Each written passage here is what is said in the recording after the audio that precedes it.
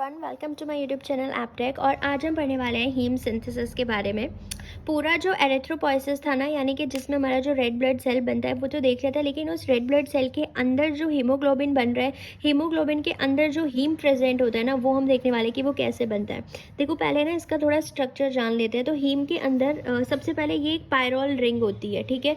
ये क्या है? एक पायरोल रिंग है। तो इसको हम ऐसे डिनोट कर सकते हैं, ठीक है। तो इस तरीके से हम दिखा सकते हैं कि भाई ये जो है ना, एक क्या है, ये पायरोल रिंग है। इस तरीके से कि ये एक पायरोल रिंग हो गई। उसके बाद जो पोरफायरिन का एक स्ट्रक्चर बनता है, 4 पायरोल रिंग मिलके एक स्ट्रक्चर बनाती है पोरफायरिन, जिसको बोलते हैं। तो first, second, third and fourth, ये क्या हो गई? 4 पायरोल रिंग मिलके क्या बनाया इन्होंने? पोरफायरिन बनाया। तो पोरफायरिन एक ऐसा स्ट्रक्चर है जो 4 पायरोल रिंग से मिलके बना हुआ होता है। अब इस 4 पायरोल रिंग में, इस 4 पायरोल रिंग के बीच में अगर हम आयरन को डाल दें, आयरन को अगर हम रख दें इस पायरोल रिंग के बीच में, तो ये स्ट्रक्चर क्या कहलाएगा? हीम। ठीक है। तो यानी कि हीम किससे मिलके बना हुआ है? 4 पायरोल रिंग, जो कि होती है हमारी पोरफायरिन, एंड उसके बीच में हमने एक आयरन रख दिया है। तो ये स्ट्रक्चर हमारा हो गया हीम का। इसका एक मॉडल ये भी गिवन था, तो हम हीम को ऐसे भी डिनोट कर सकते हैं, ठीक है। अब जो हम पूरा इसका सिंथेसिस पढ़ेंगे उसमें हम ऐसे ही दिखाएंगे स्ट्रक्चर कि ये जो है 4 हमारी पायरोल रिंग है, 1 2 3 एंड 4। तो ये 4 हमारी क्या है? पायरोल रिंग है। थोड़ा सा एक और जान लेते हैं कि जो हीम जो होता है ना, 80% ये बोन मैरो में बनता है। मतलब ज़्यादातर जो हीम का प्रोडक्शन होता है वो बोन मैरो में ही होता है, क्योंकि बोन मैरो में हमारी रेड ब्लड सेल बनती है एंड हीमोग्लोबिन के अंदर हीम हमको चाहिए।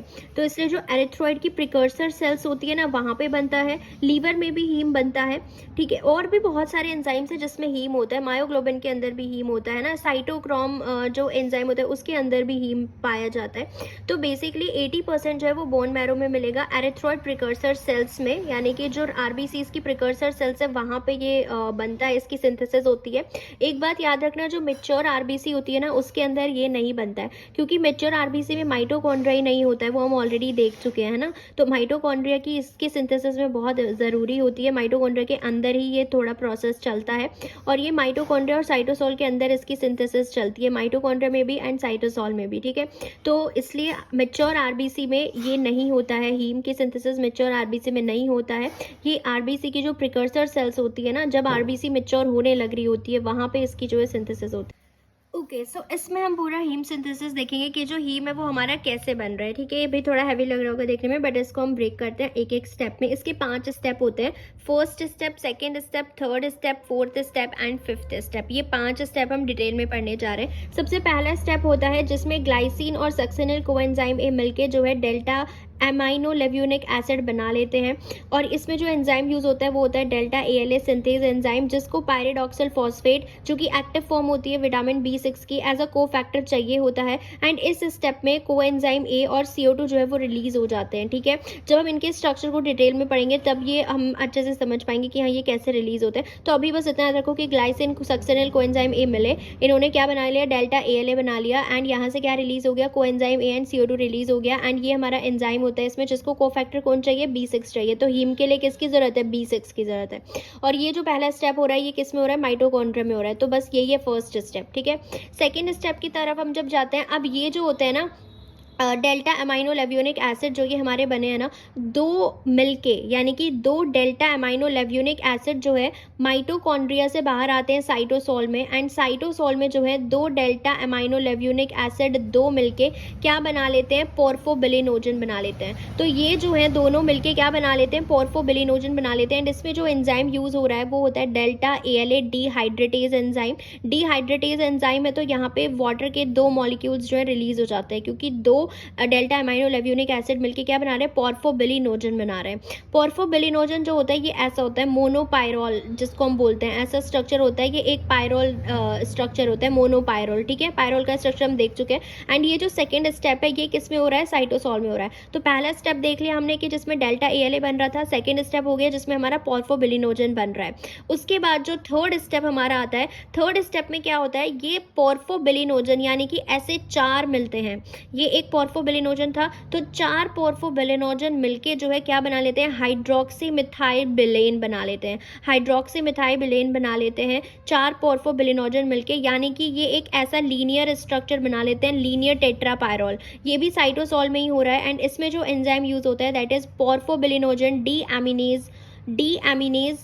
ठीक है, एक तो ये नाम हो गया इस एंजाइम का। एक इसका होता है HMB सिंथेज, इसका नाम होता है that is hydroxy methyl villain synthase. And एक इस एंजाइम का नाम होता है यूरोपोरफायरिनोजन 1 सिंथेज, ये मोस्ट कॉमनली यूज होता है। तो देख रहे हो आप, पोर्फोबिलिनोजन से हमारा क्या बन रहा है, हाइड्रोक्सी मिथाइल बिलेन बन रहा है, यानी कि मोनोपायरोल जो है वो ऐसे बन जाता है। 4 पायरोल, ये मोनोपायरोल एक साथ लग गए हैं मिथाइलिन ब्रिजेस से, लीनियर टेट्रापायरोल बन जाता है जिसको हम बोलते हैं हाइड्रोक्सी मिथाइल बिलेन। एंड ये एंजाइम है जो इसमें यूज हुए हैं। एंड इस वाले स्टेप में हमारी 4 जो है NH3 जो है वो रिलीज हो जाती है। ठीक है, तो इसको हम PBG बोलते हैं, पोर्फोबिलिनोजन। तो ये था थर्ड स्टेप। अभी थर्ड स्टेप कंप्लीट नहीं हुआ। तो थर्ड स्टेप में क्या हुआ कि 4 पोर्फोबिलिनोजन मिले, इन्होंने जो है ये टेट्रा पायरोल बना लिया, लीनियर हाइड्रोक्सी मिथाइल बिलेन। अब इसका साइक्लाइजेशन होता है, यानी कि ये जो है इस तरीके से साइकिल बना लेता है, यानी कि ये अब लीनियर था, अभी इसका साइक्लाइजेशन हो गया है। तो ये होते हैं यूरोपोरफायरिनोजन। सो ये होता है थर्ड स्टेप, यानी कि पोर्फोबिलिनोजन से यूरोपोरफायरिनोजन जब बनता है, यूरोपोरफायरिनोजन थर्ड जब बनता है। और इसमें साइक्लाइजेशन में जो एंजाइम यूज होता है वो होता है यूरोपोरफायरिनोजन थर्ड कोसिंथेज। ठीक है, ये वाला एंजाइम इसमें यूज होता है। एंड ये जो थर्ड स्टेप होता है ये भी साइटोसोल में हो रहा है। तो सेकंड एंड थर्ड स्टेप दोनों साइटोसोल में हो रहे हैं। एंड ये देखो, जो यूरोपोरफायरिनोजन का जो स्ट्रक्चर बनता है ना, इसके अंदर जो है ये 8 कॉन्स्टिट्यूएंट ग्रुप प्रेजेंट होते हैं। ए से होता है एसिटाइल ग्रुप, पी से होता है प्रोपियोनिल ग्रुप। ठीक है, एसिटाइल ग्रुप ये रहा एंड प्रोपियोनिल ग्रुप जो है वो ऐसा दिखता है। तो acetyl group, propionyl group, acetyl group, propionyl group, acetyl group, propionyl group. And यहाँ पे ऑपोजिट हो जाता है, प्रोपियोनिल ग्रुप हो जाता है एंड यहाँ पे एसिटाइल ग्रुप हो जाता है। तभी हम इसको बोलते हैं यूरोपोरफायरिनोजन थर्ड। ठीक है, क्योंकि ये थोड़ा यहाँ पे ऑपोजिट हो जाता है। थर्ड इसलिए बोलते हैं क्योंकि 3 तो यहाँ पे AP सेम है, तो यूरोपोरफायरिनोजन थर्ड यहाँ पे ऑपोजिट हो जाता है। तो ये होता है यूरोपोरफायरिनोजन थर्ड। ठीक है, ये था हमारा थर्ड स्टेप कंप्लीट हो गया। तो हमने अब जो है ये पोरफायरिन बना चुके हैं, हम 4 पायरोल रिंग हमारी जो है अटैच हो चुकी है। अब क्या होता है थर्ड स्टेप के बाद, यूरोपोरफायरिनोजन थर्ड जो है कन्वर्ट होता है कोप्रोपोरफायरिनोजन थर्ड में, कोप्रोपोरफायरिनोजन थर्ड। एंड यहाँ पे जो एंजाइम होता है वो होता है uroporphyrinogen decarboxylase, uroporphyrinogen decarboxylase enzyme. Decarboxylase आ रहा है तो यानी कि यहाँ से चार्ज CO2 जो है वो रिलीज हो जाएगी। तो यूरोपोरफायरिनोजन थर्ड से हम क्या बनाते हैं, कोप्रोपोरफायरिनोजन थर्ड। एंड इसमें देखो क्या चेंज आ रहा है, इसमें हमारे पास जो है एसिटाइल ग्रुप जो है ना वो रिप्लेस हो जाता है मिथाइल ग्रुप से। तो जहाँ जहाँ एसिटाइल ग्रुप था वहाँ वहाँ मिथाइल ग्रुप इसमें आ जाएगा, बाकी सारा स्ट्रक्चर सेम होएगा। तो ये होता है कोप्रोपोरफायरिनोजन थर्ड। ठीक है, तो कोप्रोपोरफायरिनोजन थर्ड के बाद जो स्टेप है, ये वाला स्टेप भी कहाँ हो रहा है, साइटोसोल में हो रहा है। लेकिन कोप्रोपोरफायरिनोजन थर्ड जो है जब ये किस में कन्वर्ट होता है, प्रोटोपोरफायरिनोजन में। तो कोप्रोपोरफायरिनोजन थर्ड जो है ये कहाँ जाता है, ये जाता है वापस से माइटोकॉन्ड्रिया में, और माइटोकॉन्ड्रिया में जाके ये कन्वर्ट हो जाता है प्रोटोपोरफायरिनोजन 9। प्रोटोपोरफायरिनोजन 9 हम इसको बोलते हैं। एंड जो एंजाइम यूज होता है कोप्रोपोरफायरिनोजन ऑक्सीडेज, ये माइटोकॉन्ड्रिया में प्रेजेंट होता है। तो यहाँ से कोप्रोपोरफायरिनोजन थर्ड जो है वो कहाँ जाता है, माइटोकॉन्ड्रिया में कन्वर्ट हो जाता है प्रोटोपोरफायरिनोजन 9 में। और यहाँ पे भी जो है ये एंजाइम यूज होता है ऑक्सीडेज एंड 2 CO2 यहाँ पे रिलीज हो जाती हैं। ठीक है, अब इसका देखो प्रोटोपोरफायरिनोजन में क्या डिफरेंस आ गया। इसमें जो हमारा ये था ना प्रोपियोनिल ग्रुप, इसकी जगह 2 प्रोपियोनिल की जगह विनाइल ग्रुप आ जाता है। तो यानी कि 2 प्रोपियोनिल की जगह क्या आ गया है, विनाइल आ गया है। ठीक है, और बाकी सारा सेम होता है, बस 2 प्रोपियोनिल की जगह क्या आ गया है, विनाइल आ गया है। एंड फाइनली अब ये स्टेप माइटोकॉन्ड्रिया में ही होंगे। तो ठीक है, तो फोर्थ स्टेप का जो फोर्थ स्टेप होता है, ये हमारा जो इसका पहला स्टेप है वो तो माइटोकॉन्ड्रिया में ही हो रहा है, लेकिन जो इसका दूसरा स्टेप है वो साइटोसोल में हो रहा है, इसका पहला स्टेप। लेकिन जो इसका दूसरा स्टेप है वो माइटोकॉन्ड्रिया में होते हैं, यानी कि प्रोटोपोरफायरिनोजन माइटोकॉन्ड्रिया में बनता है। एंड प्रोटोपोरफायरिनोजन 9 से जब प्रोटोपोरफायरिन बनता है ना, ये भी कहाँ बन रहा है, माइटोकॉन्ड्रिया में ही बन रहा है। और यहाँ पे जो एंजाइम यूज हो रहा है वो भी ऑक्सीडेज एंजाइम यूज हो रहा है। तो हमारा फाइनली प्रोटोपोरफायरिन बन चुका है। अब प्रोटोपोरफायरिन से हीम का बनना ये होता है 5th स्टेप। सो प्रोटोपोरफायरिन से हीम का बनना is the 5th step. And इसमें क्या होता है, एंजाइम जो इसमें यूज होता है वो होता है फेरोचिलेटेज। एंड फेरोचिलेटेज को हम हीम सिंथेज भी बोलते हैं। बेसिकली आयरन जो है वो फेरस फॉर्म में आ जाता है इसके अंदर, प्रोटोपोरफायरिन की रिंग के बीच में फेरस जो है वो आ जाएगा एंड हमारा क्या बन जाएगा, हीम बन जाएगा। तो हीम को हम क्या बोलते हैं, फेरो प्रोटोपोरफायरिन भी बोलते हैं, क्योंकि प्रोटोपोरफायरिन की रिंग के बीच में जो है आयरन आ गया है। तो हीम एक प्रोस्थेटिक ग्रुप भी होता है एंजाइम्स में जो प्रेजेंट होता है। तो ये पूरे स्टेप थे, 1st, 2nd, 3rd, 4th and 5th। अब एक बार हम इसको अच्छे से क्रिस्प करके देखते हैं। देखो अब ये आप कोई भी सेल इमेजिन कर सकते हो, जैसे कि एरिथ्रॉइड प्रिकर्सर सेल है, उसके अंदर माइटोकॉन्ड्रिया। अब हम देख रहे हैं कि हीम कैसे बन रहा है। तो कुछ स्टेप माइटोकॉन्ड्रिया में होता है एंड कुछ स्टेप जो है साइटोसोल में होते हैं। तो ये बाहर साइटोसोल है, ये माइटोकॉन्ड्रिया है। तो अब हम स्टार्ट करते हैं। देखो माइटोकॉन्ड्रिया में हमारे जो सक्सिनल कोएंजाइम ए और जो ग्लाइसिन होता है विच इज अमाइनो एसिड, तो ये दोनों मिले, सक्सिनल कोएंजाइम एंड ग्लाइसिन, इन्होंने क्या बनाया, डेल्टा ALA बना लिया। अब ये जो डेल्टा ALA है ना, 2 डेल्टा ALA बाहर जाएंगे माइटोकॉन्ड्रिया से एंड 2 डेल्टा ALA मिलके क्या बना लेंगे, पोर्फोबिलिनोजन बना लेंगे। तो ये जो पोर्फोबिलिनोजन होता है ना, पोर्फोबिलिनोजन, ये 4, ये एक क्या होती है, सिंगल पायरोल ही तो होता है। ये एक पोर्फोबिलिनोजन मतलब सिंगल पायरोल है।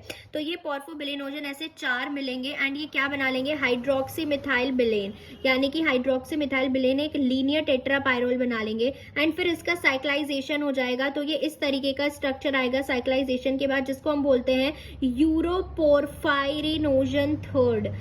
यूरोपोरफायरिनोजन थर्ड इसको बोलते हैं। इसके अंदर एसिटाइल ग्रुप एंड प्रोपियोनिल ग्रुप होते हैं, AP एंड देन PA। तो इसको हम बोलते हैं यूरोपोरफायरिनोजन थर्ड। अब ये जो है कन्वर्ट हो जाता है किसमें, कोप्रोपोरफायरिनोजन थर्ड में। तो ये जो कोप्रोपोरफायरिनोजन थर्ड है, इसके अंदर जितने भी एसिटाइल ग्रुप है उसकी जगह मिथाइल आ जाता है। सिर्फ एसिटाइल ग्रुप की जगह मिथाइल आ जाएगा, बाकी जो प्रोपियोनिल है वो सेम रहेगा। ठीक है, तो ये हमारा हो गया कोप्रोपोरफायरिनोजन थर्ड। ये वाले स्टेप्स जो है कहाँ हो रहे हैं, साइटोसोल में हो रहा है। अब ये जो कोप्रोपोरफायरिनोजन थर्ड है ना, ये जो है कन्वर्ट हो जाता है प्रोटोपोरफायरिनोजन थर्ड या फिर 9 भी बोलते हैं हम इसको, प्रोटोपोरफायरिनोजन थर्ड या 9। प्रोटोपोरफायरिनोजन थर्ड और 9 में क्या होता है, जो प्रोपियोनिल ग्रुप होता है ना, 2 प्रोपियोनिल की जगह विनाइल आ जाता है, बस ये बन गया हमारा प्रोटोपोरफायरिनोजन थर्ड। और प्रोटोपोरफायरिनोजन थर्ड ये फिर कन्वर्ट हो जाता है प्रोटोपोरफायरिन में। अब ये जो प्रोटोपोरफायरिन होता है ना, इसी के अंदर आयरन आके फिट हो जाता है सेंट्रल में, और जैसे ही आयरन इसके सेंट्रल में आके फिट हो जाएगा तो हमारा जो है हीम बन जाता है। सो ये फाइनली हमारा हीम बन जाता है। तो यानी कि कुछ स्टेप जो है इसके माइटोकॉन्ड्रिया में होता है, पहले माइटोकॉन्ड्रिया में फिर साइटोसोल में होता है एंड देन फाइनली माइटोकॉन्ड्रिया में आके हमारा जो हीम है उसकी सिंथेसिस हो जाती है। तो इसको आप इस चीज से अच्छे से याद रख सकते हैं, सारे गुड डॉक्टर पढ़ाते हैं you can prepare paper happily. तो ये तो आप बहुत इजीली याद रख सकते हो, सारे गुड डॉक्टर पढ़ाते हैं you can prepare paper happily. तो सारे गुड डॉक्टर यानी कि सक्सिनल कोएंजाइम एंड ग्लाइसिन मिलके क्या बना रहे हैं, डी से आगे हमारा डेल्टा ALA बन गया। देन उसके बाद डेल्टा ALA के बाद आता है हमारा P से क्या बन जाता है, हमारा पोर्फोबिलिनोजन बन जाता है। देन पोर्फोबिलिनोजन से हाइड्रोक्सी मिथाइल बिलेन बन जाता है। हाइड्रोक्सी मिथाइल बिलेन से हमारा क्या बन जाता है, uroporphyrinogen third, then coproporphyrinogen third and then हमारा बन जाता है protoporphyrinogen third and 9 and then protoporphyrin, finally हमारा हीम बन जाता है।